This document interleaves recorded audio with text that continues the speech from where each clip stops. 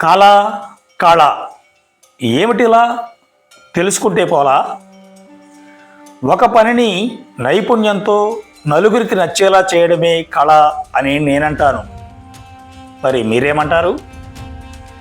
మనిషి అన్నాక కాస్త కళాపోషణ ఉండాలి అంటారు ఒక సినిమాలో రావు గోపాలరావు గారు.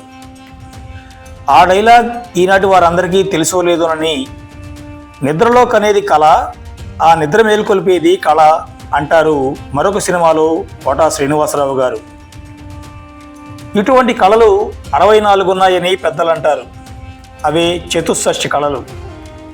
కళల పట్ల ఆసక్తి ఉన్నవారు ఈ కళలను అవపోసన పడతారు, అభిమానులను సంపాదించుకుంటారు.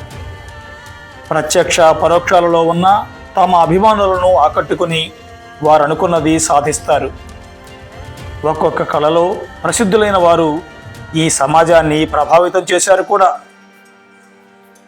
ఈ కళల పట్ల బాగా అవగాహన ఉన్న ఉపాధ్యాయులందరూ తాము కొన్ని కళలలో ఆరితేరి వాటిని ప్రదర్శిస్తూ విద్యార్థుల మనసుల్ని చూరగొని వారిని ముందు తమ వైపు తిప్పుకొని ఆ పైన అభివృద్ధి వైపు తిప్పగలిగారు. ఒకటి కంటే ఎక్కువ కళలతో వెలుగులు పంచే ఉపాధ్యాయులు నాకు తెలిసి చాలామంది ఉన్నారు. వారి పట్ల పిల్లలు చూపించే ఇష్టాన్ని కూడా నేను గమనిస్తుంటాను. గురువులను గౌరవించని పిల్లల గురించి మనం పదే పదే మాట్లాడుకుంటుంటాం. కానీ గురువులకెంతో గుర్తింపును, వారికెంతో ప్రేమను పంచే పిల్లలు కూడా ఉన్నారని గుర్తుంచుకుందాం. తమ సారు బదిలీపై తమకు దూరంగా వెళుతున్నారని వెక్కి వెక్కి ఏడుస్తున్న ఈ చిన్నారులకు ఆ గురువెంత ప్రత్యేకమో కదా. ఆ ప్రత్యేకతను వారి మనసుల్లో ముద్రించిన ఆ గురువు ప్రదర్శించిన కళ ఏమిటో కదా. అటువంటి గురువులను పిల్లలే కాదు, నేను ఇష్టపడతాను. వీలైతే వారిలాగా పిల్లలకు నచ్చేటట్టు ఉండడానికి ప్రయత్నిస్తాను. ఆ ప్రయత్నంలో భాగంగానే కొన్ని కళలపై శ్రద్ధ చూపిస్తాను. ఒక తెలుగు ఉపాధ్యాయుడైన నేను ఆయా కళలలో ప్రవేశమైతే సంపాదించగలిగాను, కానీ ప్రావీణ్యం సంపాదించలేకపోయాను. ఏదైతేనే నా ప్రయత్నాలు ఆపలేదు. పద్యాలను పాడి వినిపిస్తాను, పాఠాన్ని ఆకర్షణీయంగా చెబుతాను. అవసరమైన చోట ఇలా బొమ్మలు వేసి పిల్లల ఏకాగ్రతను చదువులపై నిలిపేటట్టు చేస్తాను. ఏమిటి స్వోత్కర్ష అని అనుకుంటున్నారు కదూ. ఇది నా గొప్పతనం గురించి మీకు చెప్పడానికి కాదు. నా వీడియోలు చూసే వాళ్ళలో ఉపాధ్యాయ వర్గం ఎక్కువగా ఉంటారు.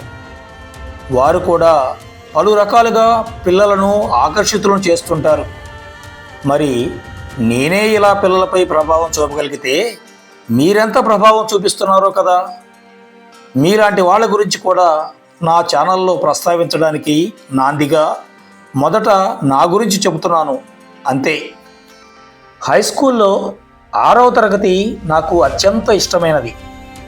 అందుకే నేను బొమ్మలు వేయడం అక్కడ ప్రారంభిస్తాను.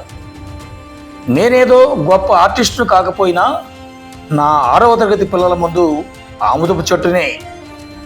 ప్రతి పాఠం సందర్భంలోనూ ఇలా అలవోకగా అత్యంత తక్కువ సమయంలో వేసే ఈ బొమ్మలే పిల్లలను నా మాట జవదాటకుండా చేస్తున్నాయి.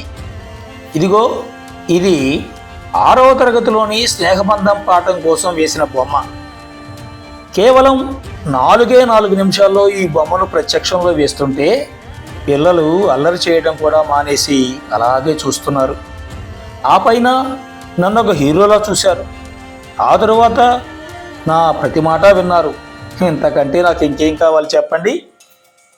తమ ఈడు పిల్లగాడు బడికొచ్చి చదువుకునే అవకాశం లేక బర్రెలు కాస్తూ అవస్థపడే బొమ్మ పుస్తకంలో చూడడం సాధారణం. అదే బొమ్మను నేను బోర్డు మీద వేస్తుంటే చూసిన పిల్లలకు ఆనందం. ఆ ఆనందం వారిని ఆలోచింపజేస్తున్నప్పుడు ఒక ఉపాధ్యాయుడిగా నేను సక్సెస్ అయినట్లే కదా.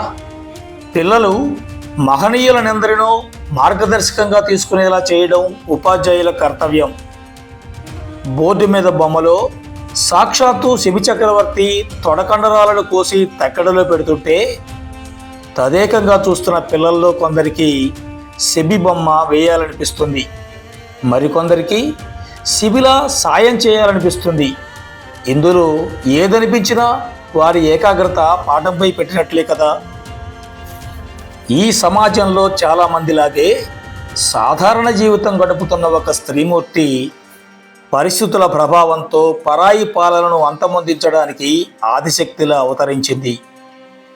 ఆమె రగిల్చిన ఉద్యమ స్ఫూర్తి ఆంగ్లేయులను అంతమొందించింది. ఆమె సంఘం లక్ష్మీబాయి.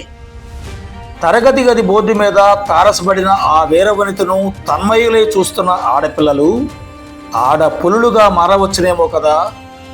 ఎద్దుల బండిలో తన తమ్ముడితో కలిసి పల్లెబాట పట్టిన అక్కకు అది కొత్త బాటగా అనిపిస్తే, అదే చిత్రం తమ తరగతి గది బోర్డుపై కనిపిస్తే 10వ తరగతి పిల్లలంతా దానిని గమనిస్తే ఆ పాఠం రాసిన పాకాల యశోదారెడ్డి ఉద్దేశం నెరవేరినట్లే, ఆ పాఠంపై ఇష్టాన్ని కలిగించిన నా బోధన ఫలించినట్లే. ఇవే కాదు, జాతీయ పర్వదినాల్లో, అన్ని మతాల పండుగల సందర్భాల్లో, వర్షం కురుస్తున్నప్పుడు, ఎండలు మండుతున్నప్పుడు రైతుల వ్యధలను, పిల్లల కథలను ఇలా బొమ్మలు వేస్తున్నాను. వేస్తూ నా వృత్తిని కొనసాగిస్తున్నాను. నాకు తెలుసు మీరంతా నాకంటే ప్రభావవంతంగా పనిచేస్తున్నారని. కాకపోతే మీ గురించి మీరు చెప్పుకునే అవకాశం రాకపోయి ఉండవచ్చు. మీకిష్టమైతే మీ సమాచారం నాకు అందిస్తే మీ గురించి, మీ కళల కోణాల గురించి వీడియోల ద్వారా చెప్పడానికి నేనున్నానని మర్చిపోకండి. ఉంటా మరి. మీ కృష్ణార్జున్ రంగపురి.